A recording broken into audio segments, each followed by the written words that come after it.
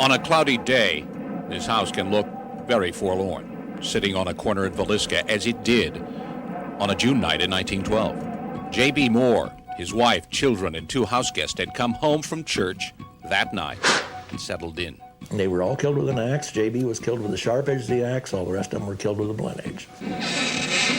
Some people say the murderer may have waited in this upstairs storage space, waited till the family went to bed, then came out of his hiding place and started on his murderous rampage. They believe he struck upstairs first. J.B. Moore and his wife were bludgeoned in their bed. In the adjoining bedroom, all 4 children killed.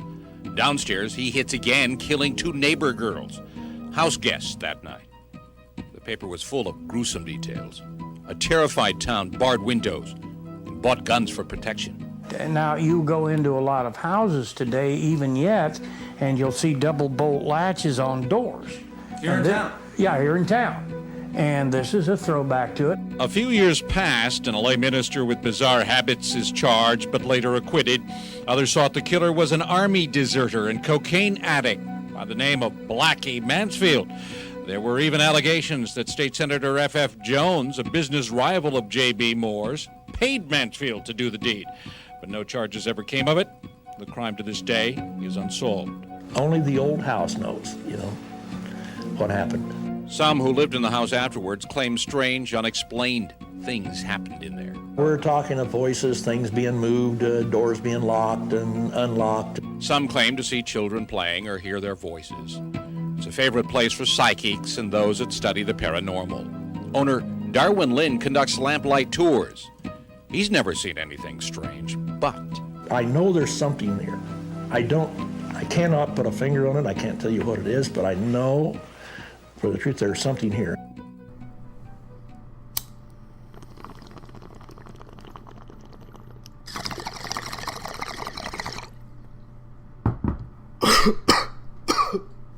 Oh, shit. This is the Weird Shit Podcast. Is that a joint, And I wouldn't flaunt your ignorance. Logic is an enemy and truth is a menace.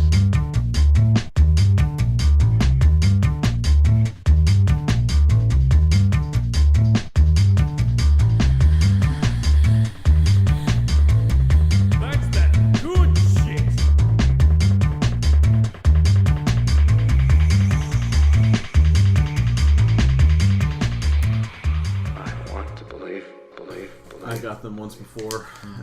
I think the other flavor's alright, but that spicy wasabi one is just gross. I like all my everything else I have is covered in chocolate, so that's like a weird combo. It's like really dry, small balls, and then it just all goes straight to your nose because it's actually horseradish. So it's like, I don't know. I tried getting them because they were like low on carbs, but I don't know. I ended up eating them all, but man, it was just rough. Like, ate them under protest. Yeah, I was eating them because I'm like, I bought them, so I'm gonna eat them. But dry roasted. I was never gonna get them again.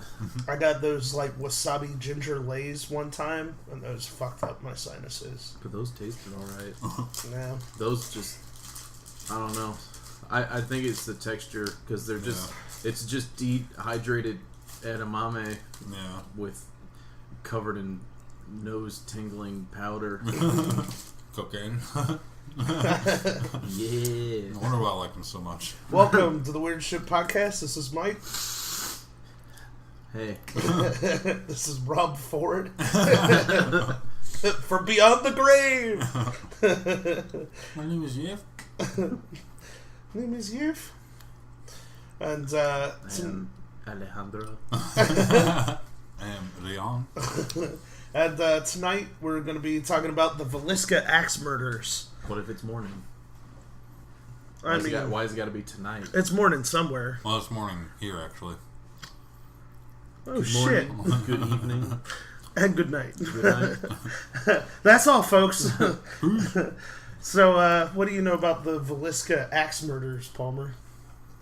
Well, based on the name, for hearing it for the first time, I'm gonna assume it has to do with a place maybe named Murder, about something about Villiscas. That sounds right. Well, I believe that's true. Sounds possible. And it sounds like it was in an apartment, or maybe even like a school. I don't know. A place adjacent to a location. All I know for sure is that there were definitely walls and a roof, or maybe there wasn't. And there was some kind of ranged weapon. Yeah.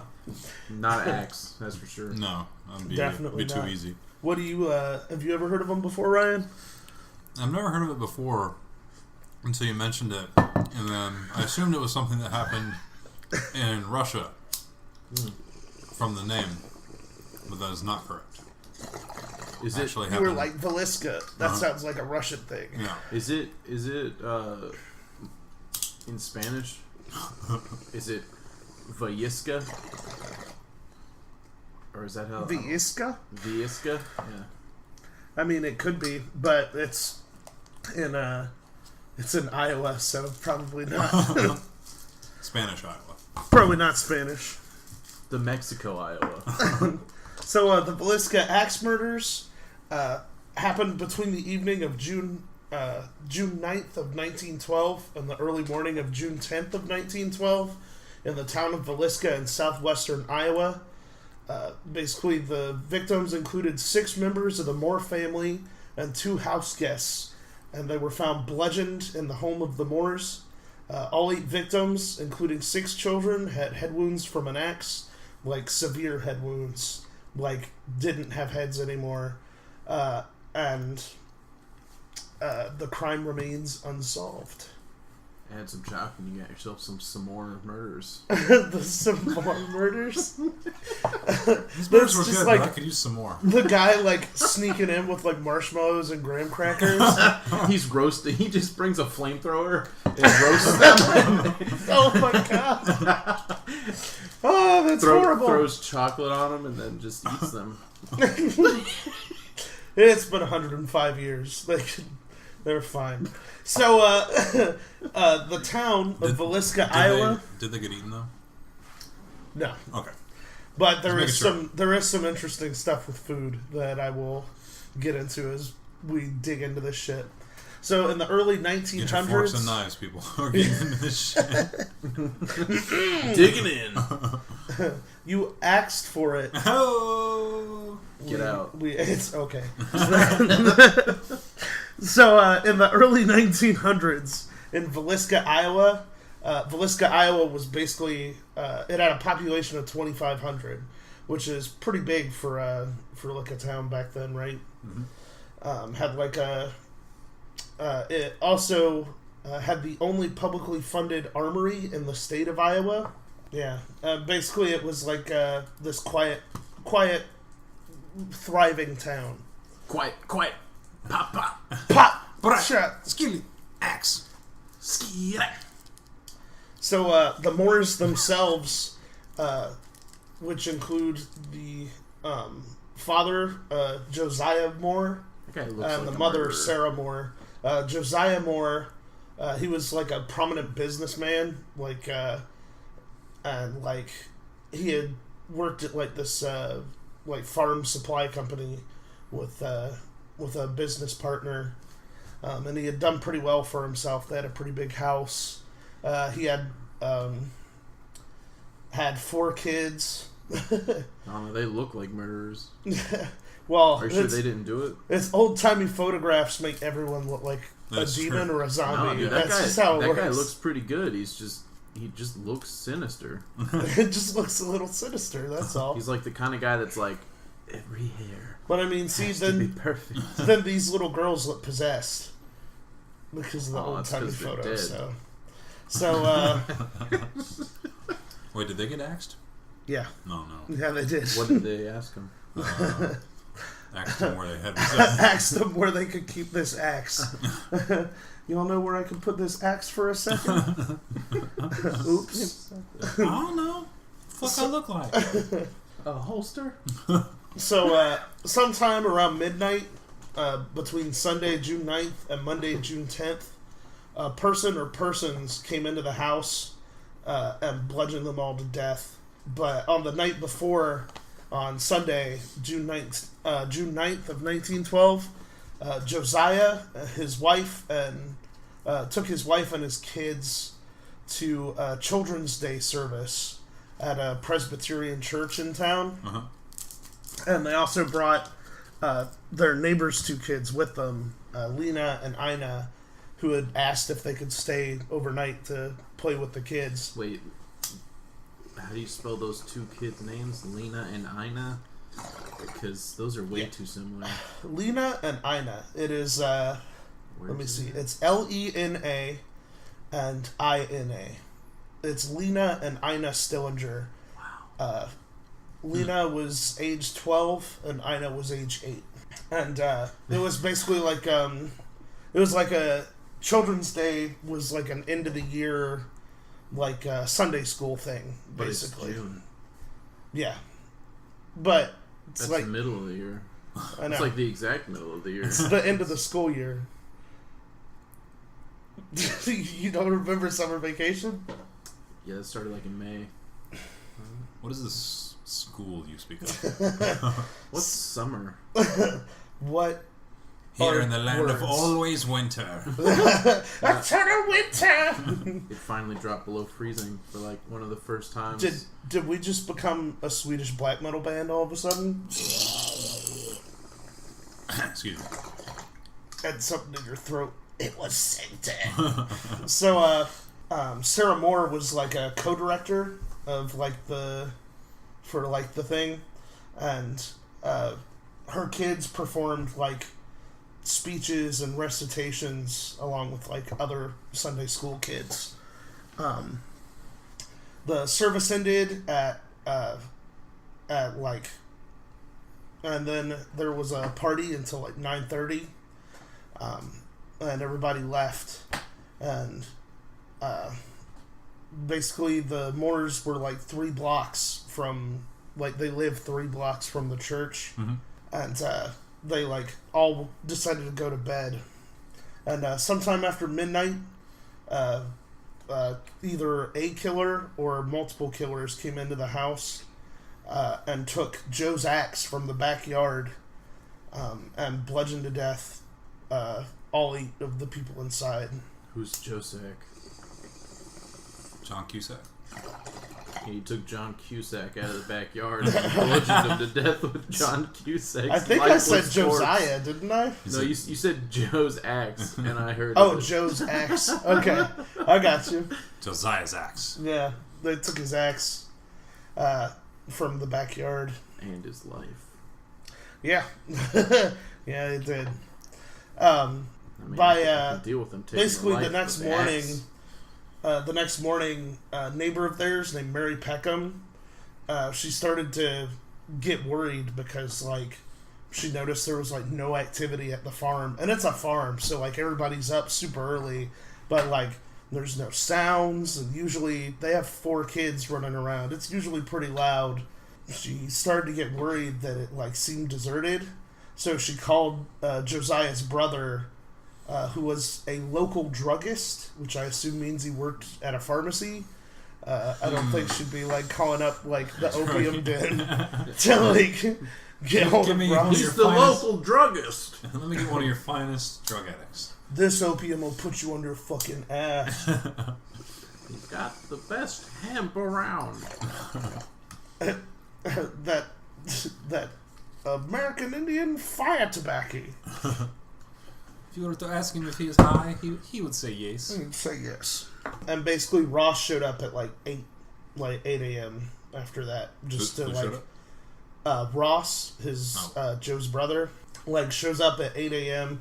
and he starts to like look around, right? And he like makes his way into the house, and once like the front door is locked, he's like, shit, the front door is locked.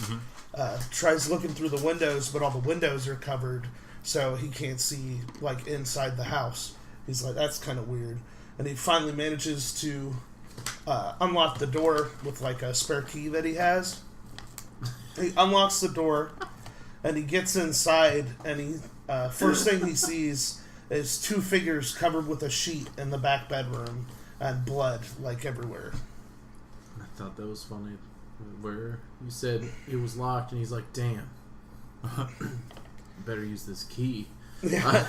Yeah, I mean, he's like, damn, let me peek through these windows right quick. And I just imagine him looking into a window that you can clearly see is blacked out, and it's just like, oh yeah, curtains.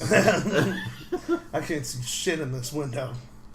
But he is the local druggist, so he was probably pretty fucked up. He's like, wow, they're looking right at me. I feel like... oh shit, that's me. I feel like I'm staring through space, man. In time.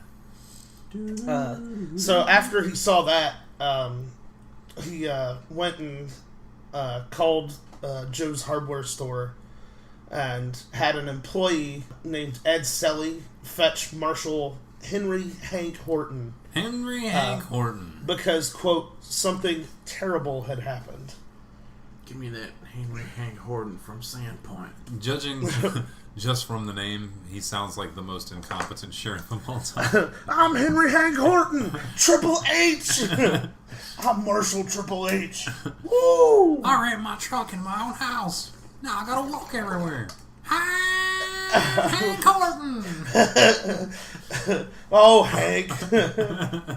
He's like blowing on a jug and like fucking like those hillbilly overalls and like the straw hat. I was born with an extra leg. Blowing on a jug. Is that what they call it? Yeah. I have inverse elbows. Henry Hank Horton.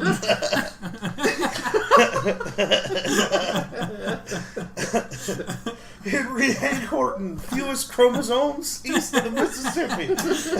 I've got 3 too many eyebrows. Guess where they are. My parents were related by blood. Now I'm just imagining some dude in his face. Like, his head is in the normal spot, but his face is twisted to the left. That sounds like what Henry Hank Horton would look like. No shit. So, Henry Hank Horton arrived about 8:30, and he went through the house and found, as he told Ross when he came out, quote, somebody murdered in every bed. Well, we got ourselves a doozy here. I ain't never seen that many corpses in beds before. Oh, there's your problem. There's a corpse in that bed. He shows up. Oh, yeah, that solves it. They were murdered. Let's go home. Well, I got nothing. Another 5 days' work for Henry Hank Horton. We don't got any kind of way to check for evidence, so let's just leave. I picked a bad day to quit doing opium. Quit. So, No. he also found the partially cleaned murder weapon leaning against the downstairs bedroom where the Stillinger girls were. Like, somebody had tried to, like, clean it off. Like, it looked like they had wiped it, but there was so much fucking blood they couldn't clean it off of the axe. Just like, fuck it. Yeah, they're like, fuck it, and, like, left it there. Goddamn sheriff in this town's an idiot. Who cares? Let's get out of here. So You can't even check fingerprints. So there were a few weird things about the murder scene, right? One, They were all dead. was the fact that the guy had, like, covered, like, all the windows in the house. Like, he covered all the windows, but he also covered all the mirrors, which is kind of fucking weird. Vampire. Like, yeah, well, if he was a vampire, he wouldn't have a reflection. But That's why He it's also- covering the mirrors so that they wouldn't know he was a vampire. He also wouldn't have been able to get in unless they invited him in. Well, it's a rural town. They were probably very friendly, and they were like, "Yeah, come on in." it's a very vampire-friendly town. Yeah. Henry Hank Horton got rid of all the garlic in town. so that's... He didn't like he was them. just asking for vampires at that point. He really didn't like them Italians. Yeah, kicked No every garlic. Italian out. No garlic. No I'm sorry. garlic. You have a dark complexion and real dark hair and a lot of body hair. You have a lot of machismo. Where's your family from? Oh, Sicily. Bibbidi boopity. Bibbidi boopity. My family's from Sicily. Get out. I don't take kindly to meatballs around here. So he covered all the windows. He covered all the mirrors, which I'll get back to in a second. But the thing that I thought was fucking really weird about it All the is marinara sauce. next. Well, there was marinara sauce everywhere. Everywhere. He tried cleaning it off the axe and he couldn't get it off. Henry Hank Horton was just running around dipping cheese sticks and all the They're like, everybody's throwing up in the front lawn. Like, oh no! He's like, I'll be damned! This is delicious. God damn it, Henry Hank Horton. You're the worst marshal ever. Henry Hank Horton away. I weigh 485 pounds. Hell, Henry Hank Horton. His legs, he like rips off his pants and his legs are springs and he just bounces away. He goes and dips a cheese stick into the marinara and he's like, this one was a diabetic. God damn it, Henry Hank Horton. He was a vampire the whole time. That's why he got rid of all the garlic, to let the vampires Not only in. was he a vampire, he had spring legs. And there's nothing more terrifying than a vampire with spring legs. Now, except maybe a werewolf on rocket skates. now Oh, when he fuck turns that. into a bat, would he have like? His wings would be made of springs. He'd be a real shitty bat. He'd just bounce off everywhere. So, the thing that I thought was weirdest about this whole thing is the fact that in the bottom bedroom where Lena and Ina were, like the two neighbor girls, and where the murder weapon was, there was also a 4-pound slab of bacon leaning against the wall next to the axe. Well, I'll be goddamn. I hit the jackpot! Sir! Henry Hank Horton ain't going hungry tonight! I'm confiscating this as evidence. Woo! I'm confiscating this straight into my belly. Just unhinges his jaw like a snake and swallows like 4 pounds of fucking bacon. Sir, don't you want to cook that first? He lobs off some of his fat to fry it up with. He like spits acid in the eyes like one of his deputies and then runs. And then his legs turn into Take springs. the and he evidence, bounces sir. away. He's like, Mars! And he just springs away. I'm Henry Hank Horton. Bring, I got acid sacs in my lungs. Woo! God damn it, Henry Hank Horton. Every time. Oh, that Henry Hank Horton. Also, all the victims were found on the kitchen table. There was also a plate of uneaten food and a bowl of bloody water. So, like, the murderer, like, tried to get himself something to eat and, like, washed his hands in, like, in a bowl of water. Yeah, but he left it in the room. He's like, shit, the bacon. I knew I forgot something. Like, he, like, gets all the way home, takes off his bloody clothes, takes off his bloody boots. He's like, man, that was... Shit, the bacon! Fuck. Like, as soon as he sits down. Now they're gonna know who did it. The pig farmer. Yeah, it was one of their pigs was just really mad because that was like... It was like the John Wick of pigs. It was his wife pig. Yeah. Snuck in with an axe. Alright, more family. You've done it now. It was the one who built his house out of bricks. That's the one who showed up with the axe. So, like, they were all also covered with sheets, like all of the people in the house. Like, he had covered them with sheets and had all been battered between 20 to 30 times with the blunt end of the axe. This guy killed 8 fucking people in this house by hitting them 20 to 30 times each in the head with an axe. You'd think after the first one, How much fucking work? everybody would be like, hey, you should not hit No that one woke guy. up. Yeah, nobody woke up. So, like, I'll get to that, too, because I have a theory as to how that could have happened. How big is this house? It's a pretty big house. I got the floor plan on Wow, that's the size of Iowa. Yeah, there's the house there. It's like 2 floors. I'll be goddamn. Pretty big house. This house is huge. I'm Henry Hank Horton, and that's one huge house. I bet no one can hear me fart. It just echoes across the mountains, and then an avalanche buries the town. Iowa doesn't have a mountain. And then he wriggles through it like one of the worms from Dune, and just breaches through the snow and then takes off on his springs. He just springs up out of the path of the avalanche. Sucks for y'all. I'm pretty sure Iowa doesn't have mountains. It probably does. It used to. Yeah, it did in the 1900s. So this guy was hitting them with so much force when he hit them. He was leaving gouge marks in the fucking ceiling of the roof, from raising the axe up to bring it back down. On all of these murders. Yeah, all of these murders. How did they not wake up? That's how this fucking dude had so much rage against this family, 20 to 30 times each.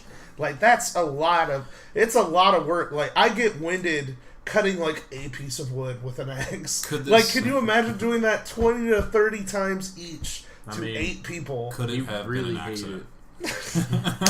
God damn it. It was definitely an accident. You just really... An accident. Really hated Italians.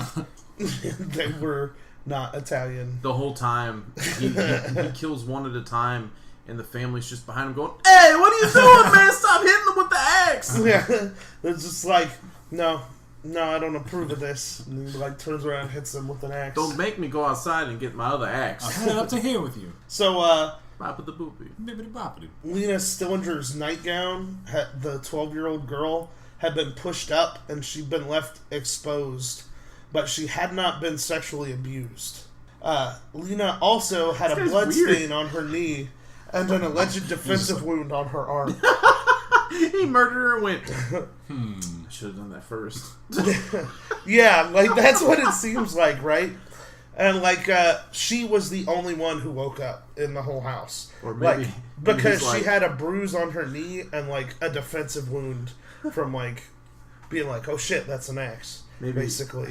Maybe he was nah, it's too far. Yeah.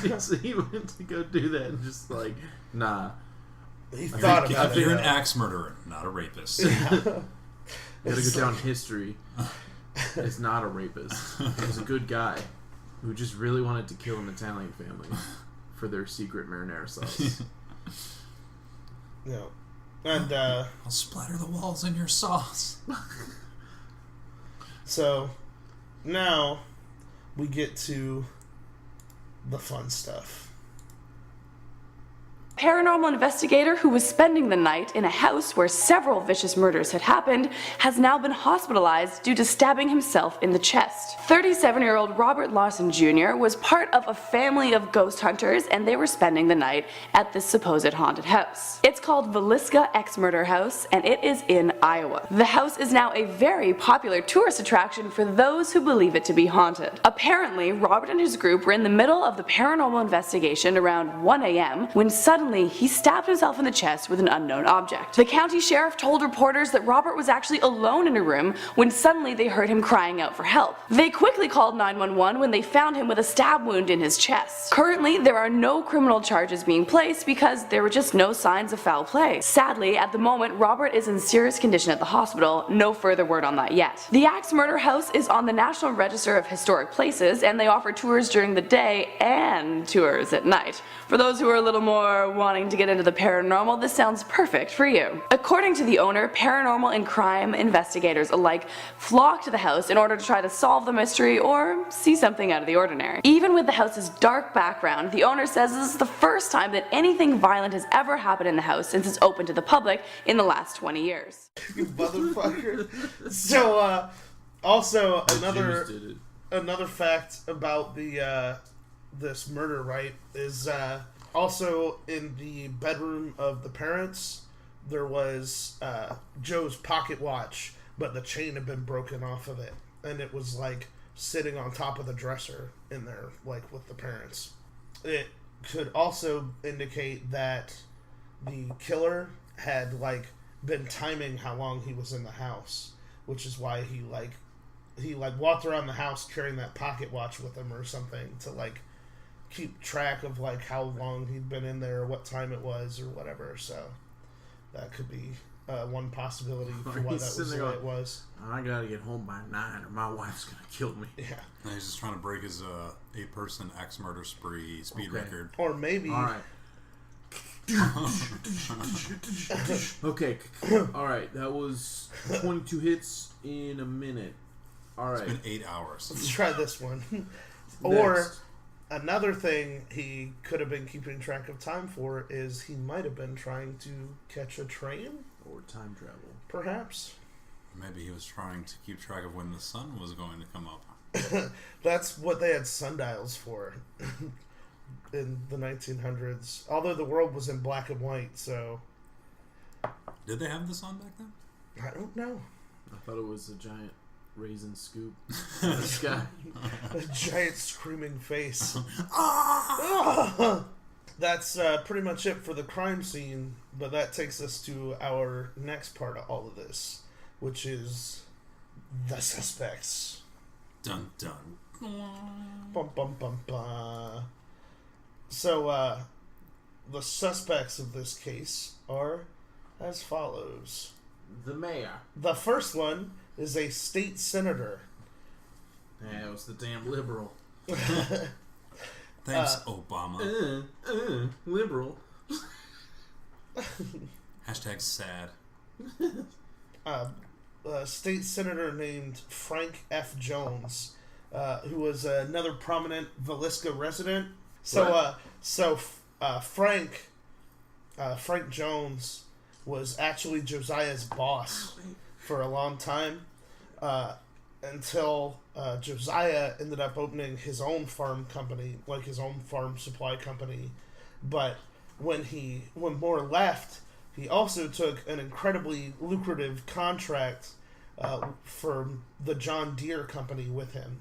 And apparently Jones had always hated him for that, to the point where it was said that if these two guys were walking down the sidewalk, one of them would cross the street to get away from the other one.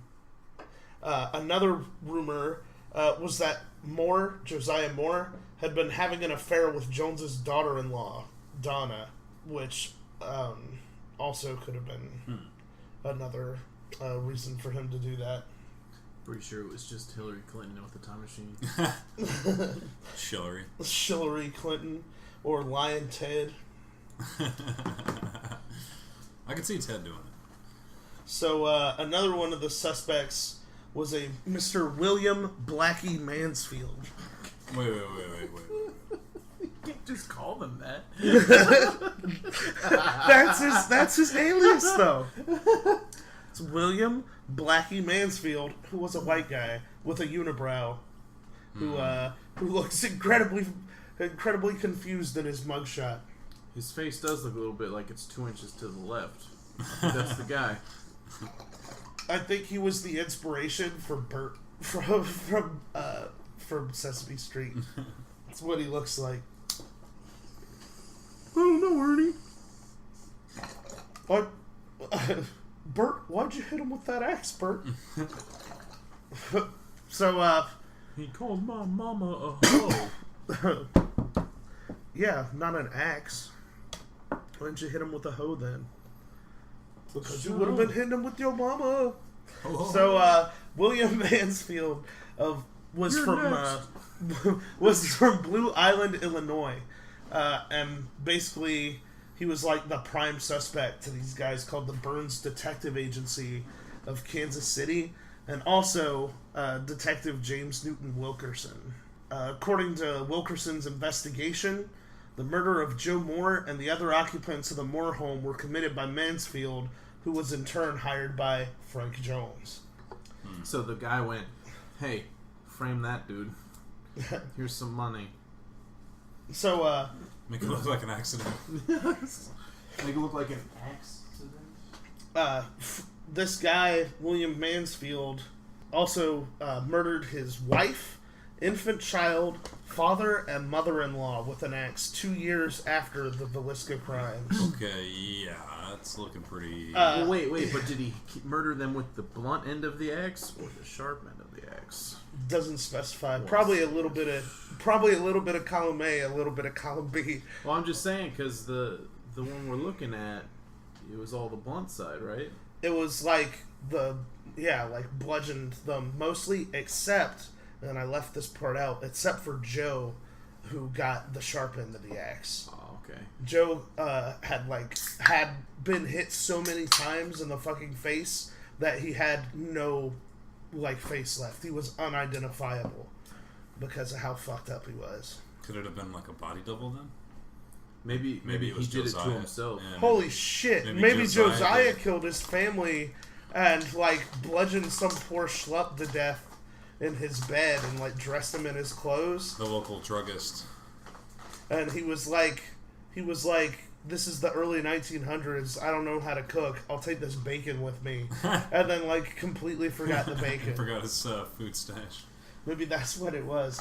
Damn, I never even thought of that. So, William Mansfield killed his wife, infant child, father, and mother-in-law with an axe 2 years after the Villisca crimes. He's also believed to have committed axe murders in Paola, Kansas, 4 days before the Villisca murders, which would be the double homicide of Ginny Peterson and Ginny Miller. Wait. Basically, each crime was accessible by train, and all the murders were carried out in virtually the same manner. So, bludgeoned to death with an axe. But 20 to 30 times. Yeah, but a whole bunch of times. Oh, I gotta look up a map of the U.S. real quick. You said Kansas? Yeah. He killed people in Kansas, too. Kansas? Where is Kansas? Yeah, dude, I'm drawing a blank here. It's smack in the middle. It's the big square-shaped one. You think you can make it from Iowa to Kansas in 4 days? Without a car? Probably. Probably by biplane. That is something that was invented by back train. then. It's 1912. Or train plane. Train plane. Yeah. Train planes were all the rage back then. By train.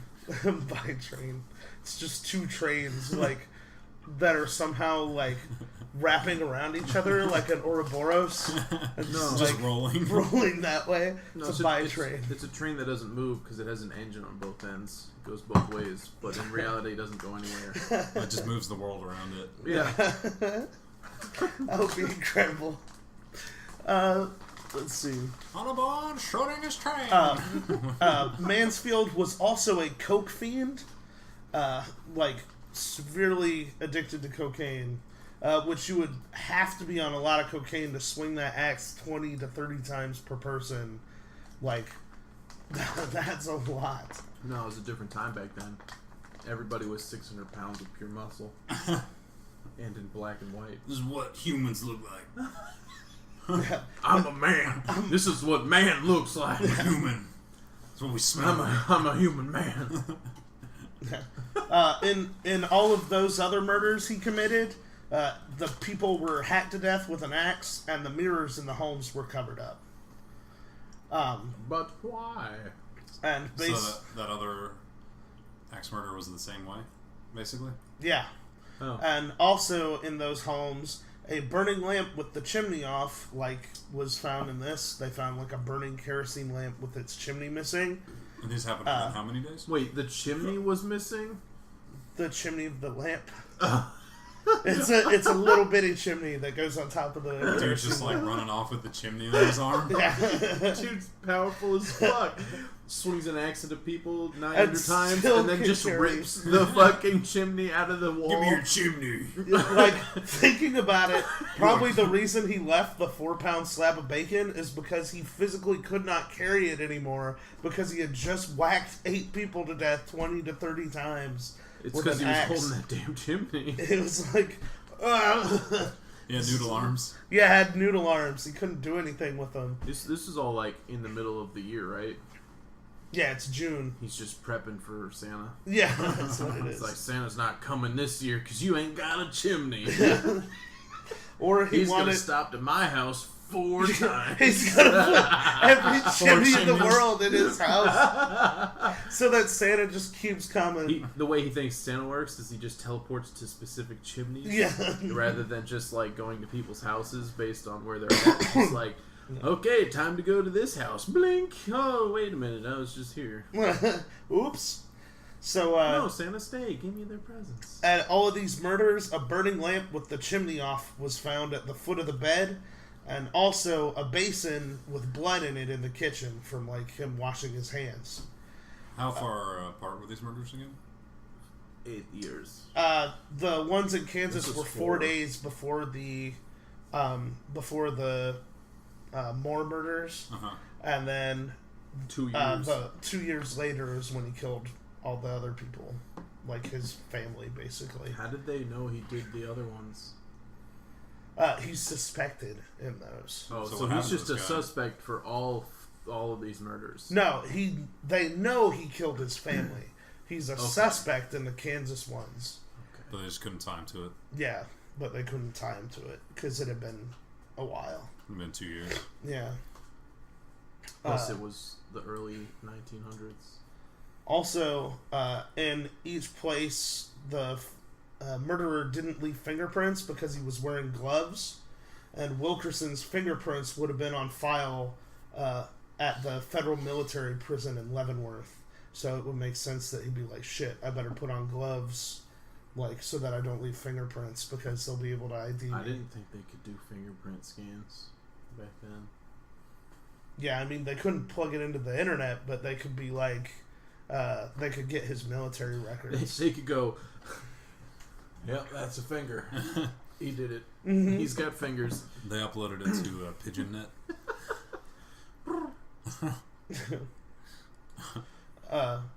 Basically, this guy, the detective Wilkerson, was able to convince a grand jury to open an investigation in 1916. And so they arrested Mansfield and brought him to Montgomery County from Kansas City, where he was living. But payroll records provided an alibi that placed Mansfield in Illinois at the time of the Villisca murders. How do you get a name like Mansfield? Like, you know what I mean? You gotta have, like, the biggest bush in all of Scotland. And then they're like, that's like a field! So you Mansfield after that. What if he just has... Look at that Mansfield! What if he just has, like, a field of men? Could be that, too. But not like slaves. He just has, like, a whole bunch of dudes that he pays to stand in front of his yard. Yeah, I mean, looks perfectly plausible looking at this guy. He is not a stable person. So, he's got that extra chromosome. He's got that extra eyebrow in the middle of his two eyebrows. That's where he keeps the chromosomes. Yeah, that's where he hides his chromosomes. So, give me all your fucking chromosomes. He's just like has a proboscis that like latches into their neck. Every time he kills like, someone, holy his shit. eyebrow. Every time he kills someone, his eyebrow grows in power and size. His eyebrow gets bushier, and his chin disappears more. That's what happens every time he murders someone. Basically, he ended up getting released for lack of evidence, and later won a lawsuit that he brought up against Wilkerson and was awarded $2,225. When was that? That's like $485 billion today. Yeah, it would have been around 1916. So, if you want to look up what that would be, it's like Bill Gates' money. Yeah. Said how much money? $2,225. Keep going. I will try to type this in. Mm-hmm. So, another suspect I have here. So, Reverend George Jacqueline Kelly. He was an English-born traveling minister, and he was at that Children's Day thing, like the night of the murders. He was like a special guest. 50,000. 50,000? Yeah. Just shy of 50. I was a couple $100 billion short. Yeah, a couple $100,000. It was close. He made some smart investments, though. He could very well be Bill Gates in a few years.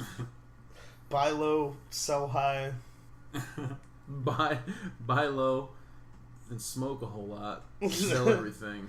Forget how stocks work. Forget what you just did the Buy a next day. scratch-off ticket. Start over. Invest in tasty waffles. Buy low, sell high, The buy sandwich Doritos. heavy portfolio pays off for the hungry investor.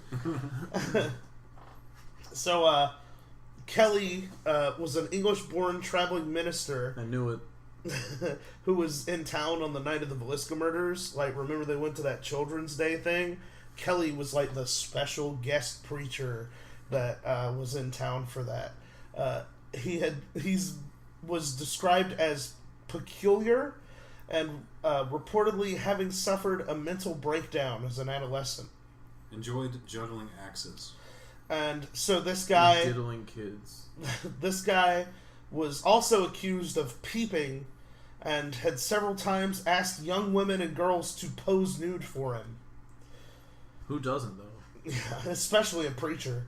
That's usually little boys instead of little girls. Although They look the same. just don't watch The Keepers. I'm just telling you guys, whatever you do, don't watch The Keepers. What's The Keepers? It is a documentary series on Netflix about the Catholic Church in Boston, and it is extremely depressing. I'm pretty sure keepers are the goaltenders in soccer. That is true. That's true. It also, there's something like that in Quidditch. Really good at blocking balls. Aren't those from like that Jeepers movies? No, that's the Creepers. Jeepers Keepers. Jeepers Keepers. Aren't those things that we used to have to keep like our homework in back in the day? Those were Jeepers Keepers. I thought those right? were traffic keepers. I thought a traffic keeper is like the guy who like waves you through like and then like parks your car for you. Just the fucking scarecrow from Jeepers. You got those like tooth stars just banging people with them for no fucking reason. Ah, my fucking ears. What the fuck? Shit, it's a traffic creeper. Quick, catch it in your Pokeball. Just I'll be goddamn. fucking Henry Hank Harrington comes like bouncing through on his fucking spring legs. Cuts the creeper in half with an axe. That's the only Pokemon I'm missing. I've been looking for this guy for my whole life.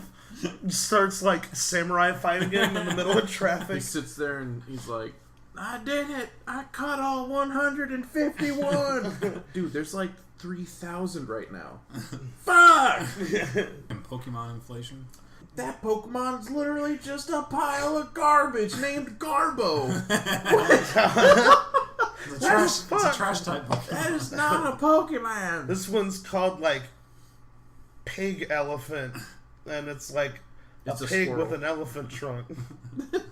Why is this one Pig called? elephant. Why is this one called Pig Elephant if it looks like a goddamn chipmunk? It's like got lost in translation in Japanese because originally the chipmunk was named. Gigigo. He was named. Sounds right. He was named Puckuman, which means "fuck you." Then they had to change it when they moved it to America, Oh, konnichiwa. so they called him Pig Elephant. Sayonara. Domo arigato. Sushimi. So yeah, this reverend guy had been peeping and asking young girls to take nude pictures for him So and how like, did they pose go? nude. How for did they him. go from that to he did all these axe murders? So he ended up leaving town at 5 a.m. Just before sunrise. Yeah, on June Covered in 10th of blood. 1912. And basically, in the weeks that followed, he was like fucking like obsessed with this case. Like he was like reading everything he could about it. He's like asking authorities about it. Wrote letters to the police, investigators, the family of the Moors, like their surviving family. Like this guy was like going fucking crazy. I And just saw them yesterday. and this private investigator like wrote back to him and was like man, you're really fascinated by these murders, like what do you know about them? I did it. And he's like Kelly replied with great detail, claiming to have heard sounds and possibly witnessed the murders. So like a big outside. He was peeping. a big red flag for like any detective is like if the suspect places themselves at the scene, but like, oh, I was there. I didn't do anything, but you know, I might have heard something when I walked by, or I thought I saw like this weird guy walk in there, but like that kind of thing, right? So that like made the detective like, in 1914, 2 years after the murders, Kelly was arrested for sending obscene material through the mail. Basically, he had like a posting for like a job to be his secretary, and he was like, please send nudes. It's like when he's like telling her. I thought you were about to say he took the first dick pic and sent it by mail. Yeah, he like the first unsolicited dick pic was received 2 years later. Stood with his junk out for like 8 hours. in while they front took of the photo. camera, just like he literally like wrote back this woman who applied for the job. He's like, yeah, but like you'll have to type in the nude though. Like you'll have to type naked. I see you're interested in the position, so it pays this much. What other positions are you interested in? I'm gonna need some more information about you for your uniforms. I'm gonna like, need you to cup size. I'm just gonna have to see topless. I'm gonna need you to look at a few things for me, and like slides her a dick pic. He's like, what do you think of that? How's that? No, how's make that? you feel? No. How about this one? Too big for you? Like just keeps like sliding them across the desk. And she's It's like, just the same exact photo. yeah, it's just the same photo over and over again. Photos are hard to make. Okay. And then it's like him holding like a 4-pound slab of bacon in front of his cock. It's called the Baconator. Now you're a little older than I'm used to, but you work. You look immature. I'm also an axe murderer. Also, I have an axe. So I'm not saying it's not a threat. I'm not It's not a saying threat. you have to do anything. I'm just saying I'm just saying I have one. Gets up the implication. I'm just saying it is possible. There's just an axe in front of his desk, and she's on the other side of the desk, and he's like, "You see that axe? That's killed 20 men." Allegedly. Allegedly. I have single-handedly witnessed it. Now, I wasn't there. I mean, I saw it, but I didn't do it. It's just like a giant fucking mural on the wall of him with an axe. He just like suddenly like throws a sheet over the mirror in the room, and then tries to jump through it like a portal. No, he has like curtains above a mirror, like as if it's like curtains on a window, and he's just like, "That's better."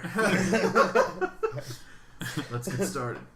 So police end up arresting him in 1917, and like they torture him for like days, like basically beating the shit out of him, keeping him up all the time, etc. And he's like, "I did it, I fucking did it," and he like confesses, right? Well, there you go. They got a confession. He did it. But torture always works. He ended up recanting the confession later, and they found that it was given under duress, like the jury did, so he was acquitted. Slightly. Yeah. So he ended up being acquitted of that crime. There's a little bit of duress there. How do you acquit a crime? You have to put in a notice? Yeah. You can't. You can't start axe murdering someone. Go, you know what? This just isn't for me. I'm gonna put in my 2-week notice. You acquit 100% of the murders you don't start. Michael Scott. Michael Scott. So Gretzky. Michael Scott. So another suspect is this guy Andrew Sawyer. He did it. He was basically like this dude who was like riding the rails and like stopped through town. Basically, this other guy said that Sawyer told him that he would show him, quote, where the man who killed the Moore family got out of town. He said the man that did the job jumped over a manure box, which he pointed out about 1.5 blocks away, and then showed where he crossed the railroad track. What if that's like just the quote from the dude, but they couldn't put shit in the newspaper, so they were like, he jumped over a manure box, but the guy was really like, yeah, I saw him jump over that shit box over there. Redacted. Just use the thesaurus button. It'll find something. And basically, Make this you guy sound smarter too. This guy ended up being cleared as a suspect when it was proven that he was in Osceola, Iowa, on the night of the murders, because the sheriff there had arrested him for vagrancy and thrown him onto a train. So the sheriff was like, "Yeah, no, I grabbed that guy for vagrancy and threw him on the train at like 11 o'clock, like way away from the murders." So, like, he couldn't have done it.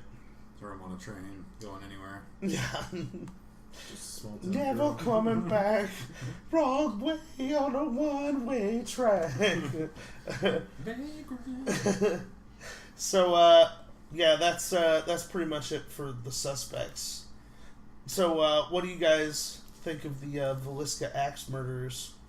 So I think it was probably the axe murderer. Yeah. I know, right? It doesn't seem that complicated. No. I don't believe you. That guy did it. Scroll down. That dude definitely did it. Whoever that is. This guy is another serial killer that was actually suspected of it. The guy's name is Henry Lee Moore, not related to the Moores. No relation. Yeah, no Not relation. anymore, they're dead. Literally, most websites will put the parentheses "no relation" like next to it. I mean, just look at his face. It just looks like it was cut in half and kind of split, like separated a little bit. Yeah. Before I looked at the picture, like when you were saying that whoever you're pointing at had to be it, I was just assuming that it was going to be a dude. With an axe. Was going to be Henry Hank Harrington again? I was assuming it was just going to be an axe wearing a suit. What? I didn't do it. Find the weapon. You got me all wrong. Find the weapon. For I what? dare you. For what? So, this guy was actually convicted of the murders of his mother and maternal grandmother in Columbia, Missouri, just months after the murders of Villisca. So, hold on. That is something fucking great. What if it's the guy who's an axe in a suit, right?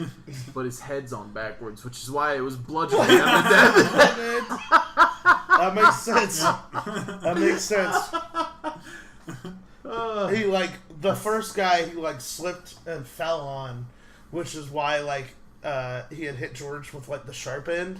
And then he got pushed into him. Yeah, then he got up and he was like, "Oh shit, I'm sorry," and slipped in the blood and like bashed him in the head. And then when he realized that he had killed the guy, he was like, "Oh my god, I have to kill all of them now." And then had to go through the rest of the house. And he was covering up all the windows and stuff because if he accidentally touched one, they would shatter. They'd make less noise. If he accidentally touched one, he's an axe. I don't get it. He's like, I want to go in and edit out all of these accident jokes. They are awful, but you will listen to them and you will like them.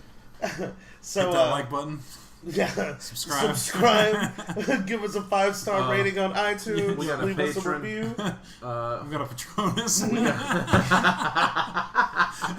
Hit up our Patronus. It is in the shape of a turtle smoking a blunt. It's a sea turtle, but it's on land, so it looks like it's walking funny. It's It's baked in Patrona, and it's just like... I really want, like, a bong shaped like a sea turtle. That would be so fucking dope. I want my expectum patronum to be a snail. And it's just really slow. Expectum Patronum. He'll get that 6 turns from now.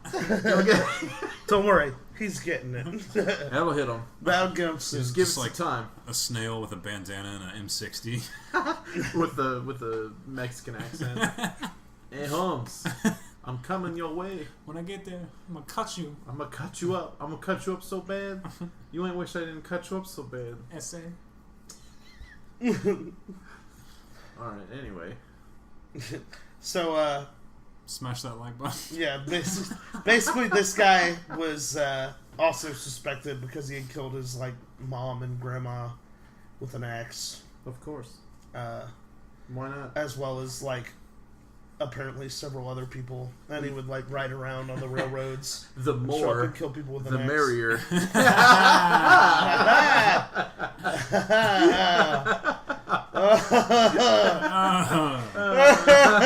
Oh, man.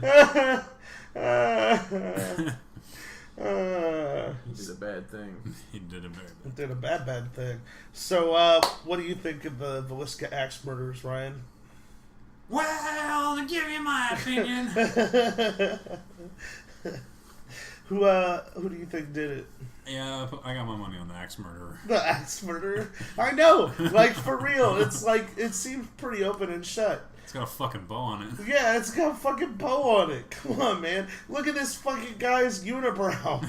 Like, you don't have a unibrow like that and not murder a bunch of people He with was an the axe. original Unibrouwer. God damn it.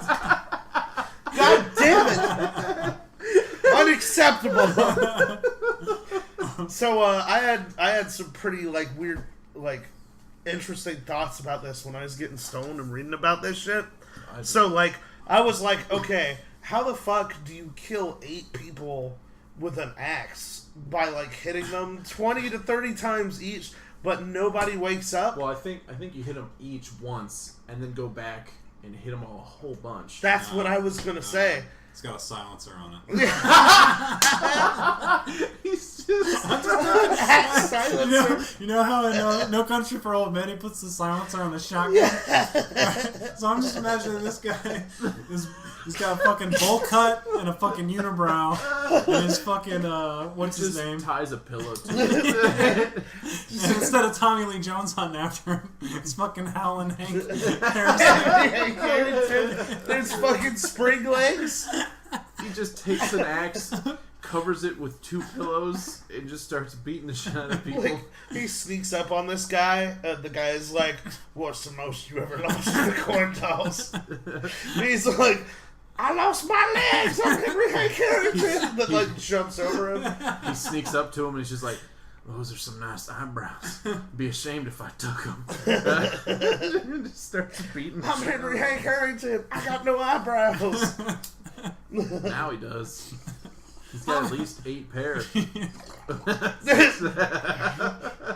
got 68 extra chromosomes. I'm Henry Hank Harrington. Woo! So, yeah, like, I was gonna say what Palmer said. Like, I think it would be like, you go through, you hit each of them once so that they're, like, out. And then you go back and you finish the job. And He was just making sure they were dead. But what's crazy is it looked like the person kept going back to the dad and hitting him more than anyone else. He got hit more than anyone else in the house, and he was also probably the first one killed because he was killed with the sharp end of the axe. He probably hit him with the sharp end. It got stuck, and he went, "Oh, damn, I'm not doing that again." Then just hit him with the blunt end because it was just like really hard to get the axe out of the dad's face. Yeah. So do you guys think he was hired by Frank Jones, the senator guy? No, I think he just Like did the it. theory was? Because I mean, if he did the one 4 days previously, he's probably just like, well, I guess this is my life now. I'm just gonna go town around to town, axe murdering being an people? axe murderer. I don't know. I think he was probably hired by Frank Jones. It definitely doesn't seem like a random act. Because he attacked the dad more than anyone else, too. Like he made sure Joe was dead. Like, more than he made sure anyone else was dead. And I think because the guy's, like, a scumbag piece of shit, he's, like, looking for something to eat while he's in there, like, washing his hands like he did in all the other places. But what is the only motive for him to hire the killer was the suspected affair? No, the guy There was basically an affair? crippled his business. Josiah had crippled his business because he took the John Deere account with him when he opened his own farm company. Yeah, Or his own farm supply company. Seems like a pretty good motive. Yeah, like, so, and apparently they hated each other so much, they, like, literally would cross the street. Like, if they were both on the same side of the street, they would cross to, like, get away Same. from each other. So, That's just with everybody. so, yeah. I think All that I know is, Frank Jones hired him. Yeah. all I know is that guy did it. Yeah, I mean, that guy clearly murdered the shit out of them. The But Blackie one. whether he was paid or whether he did it on his own, I think it's 200% William Blackie Mansfield. Because just look at this motherfucker.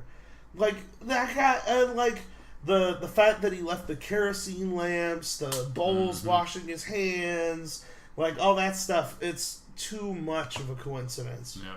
And I think he probably left the kerosene lamps to, like, maybe try to catch the place on fire or something. Like, to burn away the evidence, maybe? I don't know. But I think that guy fucking did it. Yeah. 100%. On Halloween night, an Iowa murder dating back to 1912 is being brought up again. After the break, hear how the murder weapon is now becoming a part of Iowa history. So the primary physical evidence of the murder is the axe. It's Iowa's most infamous murder mystery. On the night of June 9th, 1912, in Villisca, a killer armed with an axe brutally murdered 8 people while they slept. The Villisca Axe Murderer has never been identified, but the murder weapon has always been the single best piece of evidence. The man considered the foremost expert on the Villisca murders has had the axe for several decades. This Halloween night, the weapon will be turned over to a new owner. The killer picked up the axe in the backyard. When he went in the house, there were people in 3 rooms. Apparently, the killer went upstairs where he killed Joe and Sarah Moore, the parents. They were in the north room. Then he went into the south room and he killed the 4 children, the Moore children. And downstairs, he killed the 2 girls who were visiting. So there were 8 people. They were all struck in the head with the axe. No blows were struck below the neck. When the killer swung the axe upstairs, he struck the ceiling. And there are slashes in the plaster where the axe hit the ceiling as it was descending. Joe and Sarah were beaten severely, struck several times. It looks like the children were only struck once. The axe was left in the downstairs bedroom. It was leaning up against the south wall. The killer had wiped it off with a undergarment and thrown the undergarment under the bed, but he didn't have it cleaned completely. There was still some blood and hair adhering to the axe when the authorities found it. He left it in the house, so there was no question about the murder weapon. It has a storied history, and it's not just a usual axe, it's a most unusual axe. Amanda Krenz producing for us tonight. Dr. Epperly will present the axe to the newly formed Villisca Historical Society tonight. You are welcome to attend the presentation, followed by a special Halloween viewing of the award-winning documentary about the killings called Villisca, Living with a Mystery. The presentation is at the State Historical Society of Iowa. The event begins at 7 o'clock tonight, and tickets are $5. There are other activities going on in Central Iowa tonight in honor of Halloween. Though many children dressed up last night for Beggar's Night, some communities wait to trick-or-treat on Halloween. And for a list of the activities, go to our website at WHOTV.com. Click As Seen on 13. And in fact, most of the country tricks or treats tonight. Yes, instead of last night. But either way, you know, get more candy. That's a good deal. All right. So I actually, I got another listener story here for us. This is from Blake. And Blake says, "Hey guys, I really think it would be cool if you did an episode on collective consciousness and shared dreams or feelings. I have a story that I'm willing to let you guys read on the podcast if that helps." Well, we're reading it, so. I think his name is pronounced Balake. Balake. And, let's see. He says, my sister and I are 3 years apart. We never really got along when we were younger and straight up did not talk to each other in high school. When I was a freshman and she was a senior, we started having shared dreams. We would both experience the same dream and wake up at the same time at night. This happened maybe 7 or 8 times with 2 very different but very distinct dreams that would interchange. You guys ever had a dream the same as like somebody else you're like in there with, or like somebody you know? No, never. You? Yeah, it's pretty weird. Like me and my mom had the same dream one time. Huh. Like where we were like on like a cruise ship and there was like this giant turtle that lived in the pool that was like eating people. The turtle. Yeah. The turtle is mine. Goddamn, it was like a big ass like snapping turtle, but like a Godzilla monster turtle. That's like, pretty dope. That was like living in the pool of a cruise ship, Wait, who's like that? eating That's, people. Gamera? Yeah, it was like Gamera eating people, like in the pool. I mean, I don't think I've had a shared dream. I don't even remember my own dreams. You remember that dream I had? And you were there? How would we remember that dream? How would we remember your dream? And you. So the first dream we had goes like this. I was asleep in my room when I was awoken by a light in my window. At first it was faint, maybe a light bulb hanging in the tree outside the window or something like that. But as time went on, maybe 2 minutes, it grew to be so bright that I couldn't see anything outside the window but the light. My room was completely illuminated as if the sun was right outside my window. I would then wake up, already sitting up in my bed, staring at the window to darkness. I had this dream twice. She had the same dream, but instead it was in her room. We had a shared wall, but her windows faced south and mine faced north. Pretty sure they just got abducted. Our rooms had slightly different layouts as well. We had these dreams at the same time. We woke up at the same time at night and fell back to sleep several minutes later, almost in unison.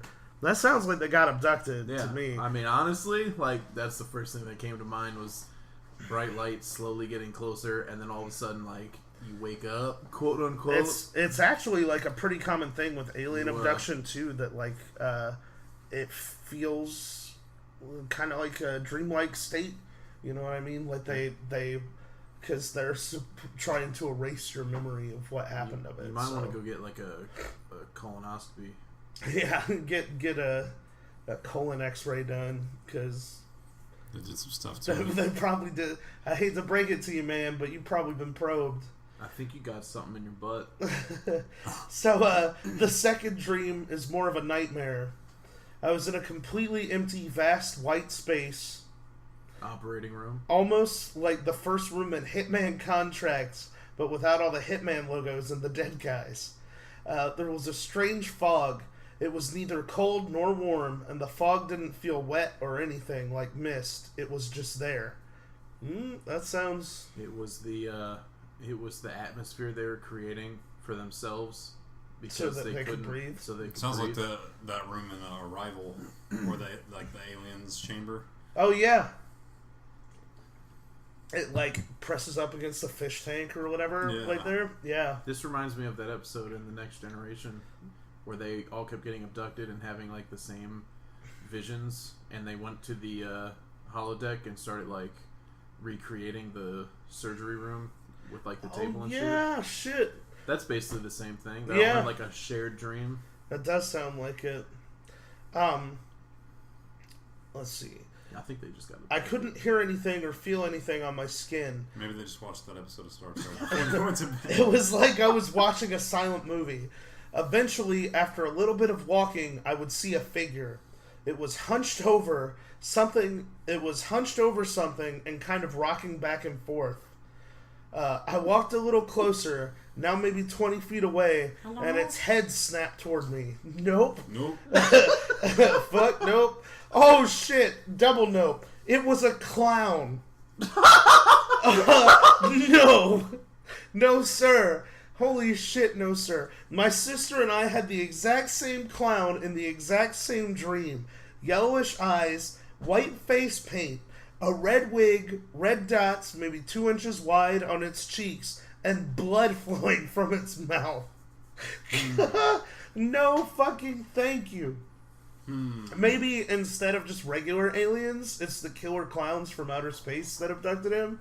What if Did you it's guys like see that movie? What if it's like aliens, right? That can masquerade what they look like, and they just picked something that they thought was friendly and butchered it so poorly, It's like blood so coming out of its poorly mouth. that it was a fucking clown. Hey, you want to see my new toy chainsaw? Yeah. They were like, like, holy shit. I'm friendly. Just blood.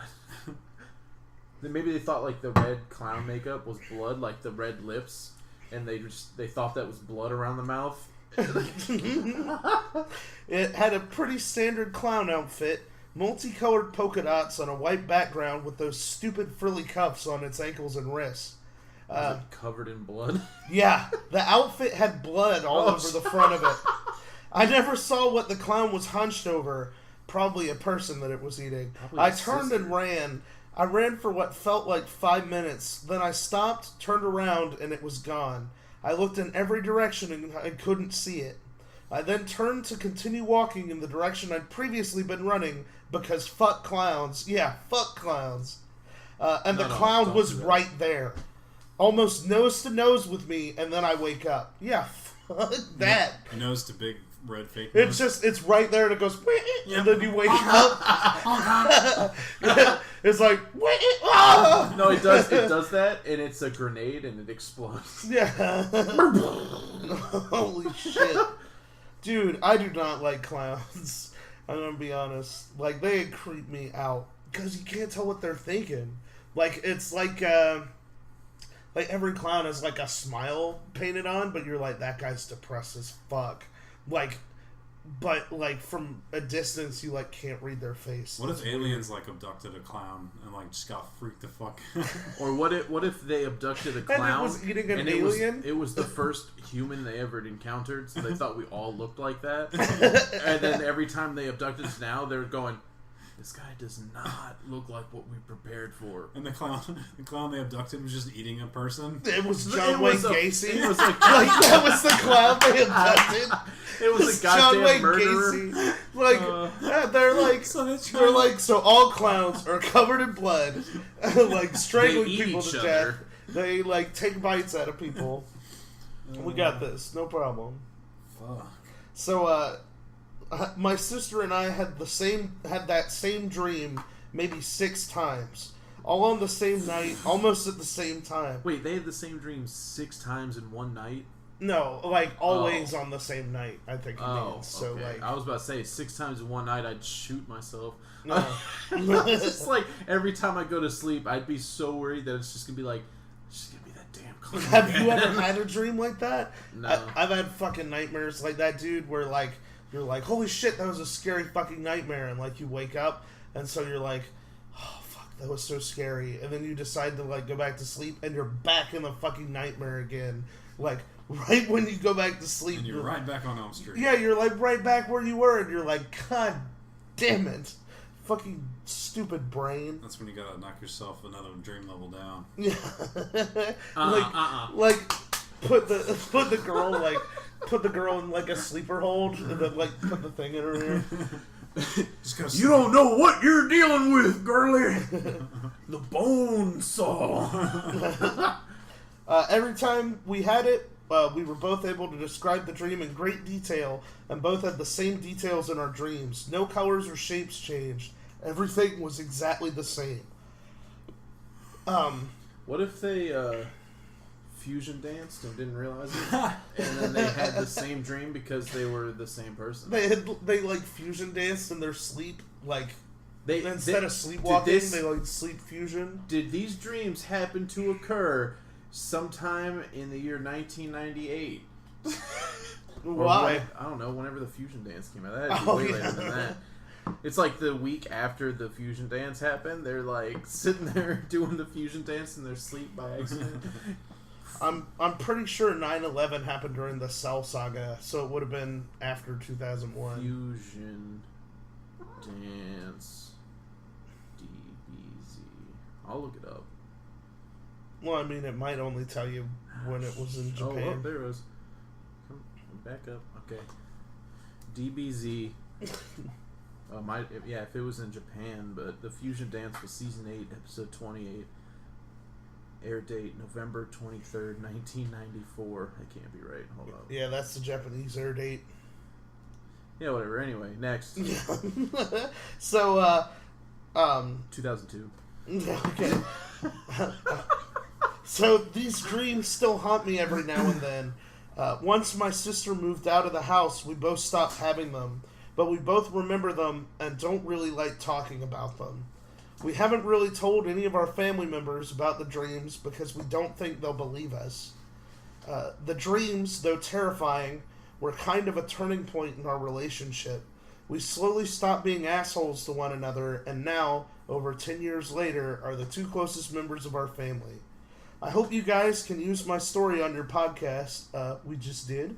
Hopefully it will inspire you to do research on your own on collective consciousness and shared dreams. No thanks. Keep on with the good work, boys. Blake.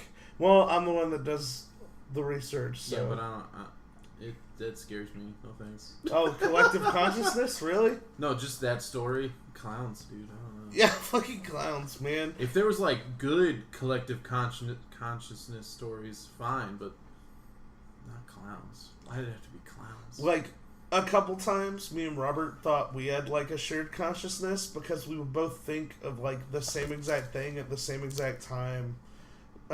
Just like look at each other and go, how did you fucking think of that like right at the same time that I did? Because it's crazy. Like we'd have like the same joke or something and both make it at like the same exact time and go, what? Like where did you get that from? Or like we'll send each other the same like meme at the same time, or like the same video at the same time, or stuff like that. When we were playing Jackbox, like the three of us all would always have, or the four of us would always have like the same answers. Yeah, dude, that's totally like a collective consciousness thing. And you would know like who had put which one based on how it was spelled. Yeah, yeah. Be like, oh, that one's misspelled. Alex. I think my favorite was still like when it was like an alternative name for Moby Dick, and I was like, Whitey the asshole whale. I was like, yes, it's perfect. Beardicles. So, what do you think of this, Ryan? This guy's story. I think it had a lot to do with where they were living. If they stopped having that dream when they moved out. Wait, where were? Yeah, maybe their house was haunted. Did they say where they were living? I closed it, so. I'm pretty sure that they lived somewhere in southeast Nevada. I don't know why. Holy shit. Holy shit. Kind of near Area 51. Yeah, it doesn't say. So, probably. I'm going to assume you're right. Area 50 Trace. Yeah, Area 51's just a cover. They're all the way up to Area 69. They got clowns up there. They got Henry Hank Harrington raising an army of alien clowns. They got Area 69 out in Louisville. and all they got out there is a whole bunch of clowns.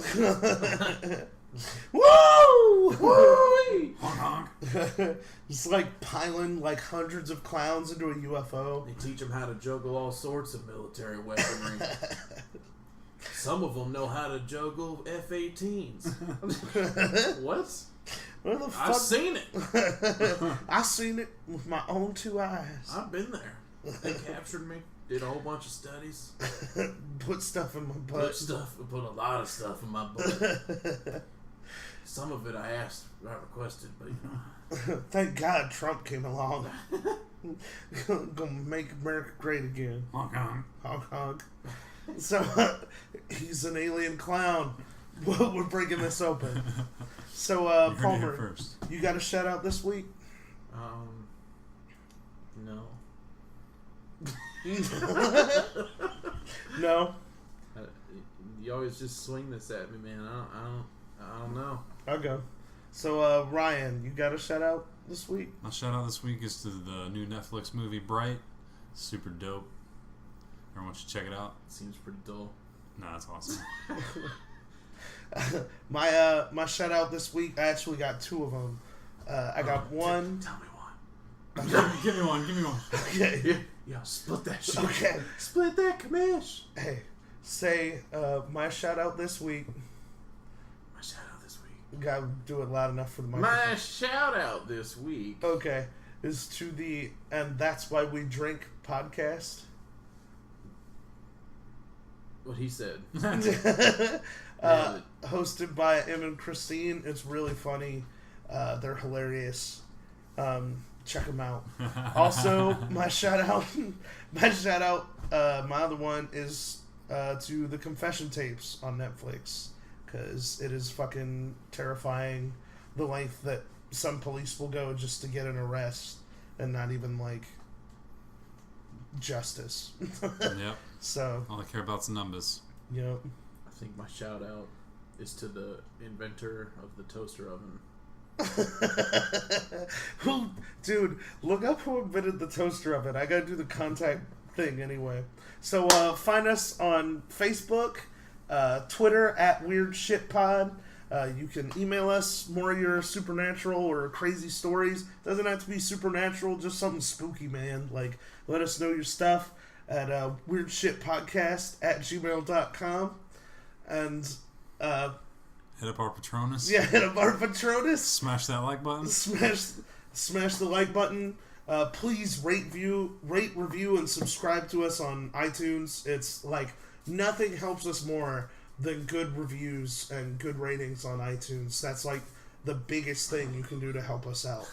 So smash that review button. Alan McMasters. Alan McMasters. Shout out to Alan McMasters. Alan McMasters. He's definitely dead. Yeah, he's dead as shit, but he made the toaster oven, and that's kind of dope. Did he get cremated in a toaster oven? Oh my god, that would take years. Some say he's still being cremated. He's just like on top of a fucking bagel bites. He's just like covered in like the guys in the funeral home are just like slipping in toaster strudels around him, like while he's like in the fucking thing baking. So yeah, I guess that's it. Love you guys. Thank you so much. Keep sending your stories. We'll see y'all next week. I don't even own a toaster oven. But well, shout out to a toaster oven then. God damn it. 5, 4, 3, 2, 1. Man, that episode was dope. You know what else would be dope? If you guys told us your paranormal stories. I know some of you have seen ghosts, some of you have seen fucking UFOs, some of you have seen Bigfoot. If you write into us, we have an email. It is weirdshitpodcast@gmail.com. We really want to read you guys' emails. If you want to just give us a shout out, you can give us a shout out. We'd love to hear from you. If you want to record a voice message, I want to start putting voice shout outs at the beginning of every episode now. So if you send us those, that would be fucking dope. We have the Google Voice number. If you'd rather call up and leave us a voicemail, you can tell us your story that way. Send us some positivity, man. Keep the positivity coming. It's the number for that is 919-346-3071. That's 919-346-3071.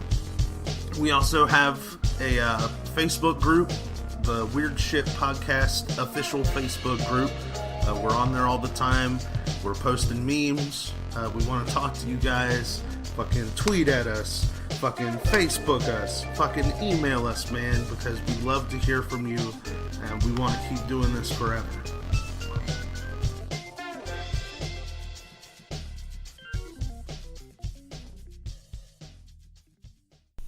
Hello, my darlings. I'm Sammy, the host of Encrypted. Every 2 weeks, I will bring you stories of mystery, true crime, and creepy. You can find me on iTunes or wherever you get your podcasts. Do you have a story? I would love to hear it. You can go to the Encrypted Podcast discussion group on Facebook. On Twitter, you can find us at EncryptedPod, or you can go to accproductions.org/encrypted. Don't forget to lock your doors and hold tight to your flashlight.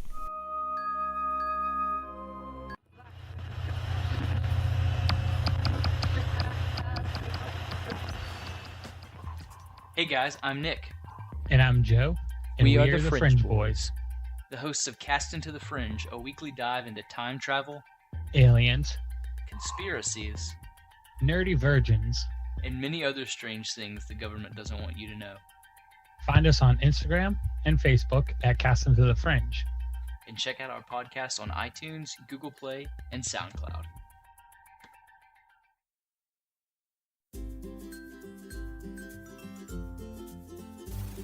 Hi, this is Jim. And this is Annabelle. Together, we bring you the Forgotten News Podcast. We tell true stories from long ago. Stories from before you were born. Stories that made headlines for a week or a month, then vanished, just as suddenly. We look for these long-lost stories, then brush off the dust and share them with you, as fresh as the day they were first told. One thing we definitely promise you, the stories you will hear will always be a surprise, and it will be a true story. It might be a crime story. It might be a strange or spooky story. It might be a funny story. If you are someone who might like to hear lost stories like these, then you should definitely listen to the Forgotten News Podcast.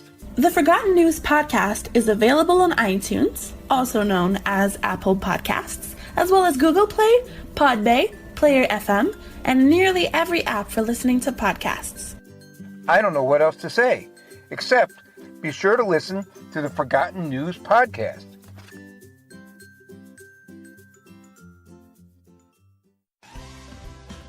Hey everybody, this is Steven. And this is Chris. And we're the hosts of the brand new podcast, Is This Adulting? Every week, we're going to sit down to have a discussion about life, culture, our own mental health struggles, and just about anything you can think of. Have you ever wondered which breakfast cereal's the best? Or how to help your friends who are dealing with mental illness? Or why waterbeds were a thing? If you answered yes to any of these questions, then have we got a show for you. And remember kids, be happy, stay healthy, and go hug someone. Because you never know, they might just be starting a podcast. Oh, hey there. I didn't see you. I'm Sarah, the host of the Salty Canadian podcast. If you want a podcast that is full of fun, rants, reviews, and just random stuff, then this is a podcast for you. We can be found on any podcast catcher, and make sure to follow us on Facebook, Twitter, Instagram, and have a great day. Eh?